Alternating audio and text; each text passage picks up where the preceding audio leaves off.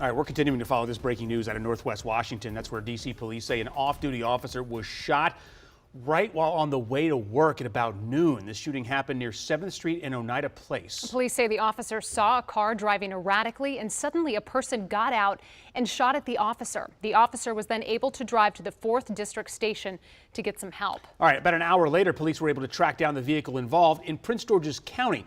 Here was that scene in Landover, at Landover Road. D.C. Police, Prince George's County Police, and Cheverly Police were involved there.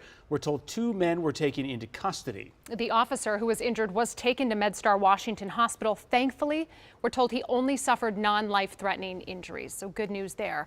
Now, sadly, police shootings are on the rise this year nationwide, and this is not the first time a D.C. police officer has been shot in 2024. Our chief investigative reporter Eric Flack has been breaking down some data just released this month. Eric, the numbers show that the U.S. is on pace for a record number of shootings at police officers? Yeah, that's right, Longo. We're seeing a trend up, and now the data we're looking at is only officers shot while they were on the job, so it's important to point out that in today's case, that officer was technically off duty on the way to work. But according to a recently released report from the National Fraternal Order of Police, there have been 136 officers shot in the line of duty nationwide during the first 4 months of this year. That's up 1% over the same time period from 2023 and up 10% than the same period in 2022.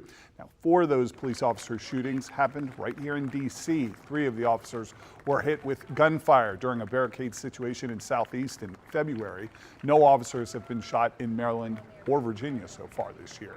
Across the country, guys, 20 law enforcement officers have been killed by gunfire so far this year. And it's terrible. Flack, this last Saturday, an officer was stabbed trying to make an arrest in Northwest, and so the violence, as we saw today, just continues to unfold, and we appreciate you breaking down some of those numbers for us. Thank you. You can expect more from WUSA 9 on this breaking news. For updates anytime, download the WUSA 9 app on your phone, and you can stream us anytime on WUSA 9 Plus.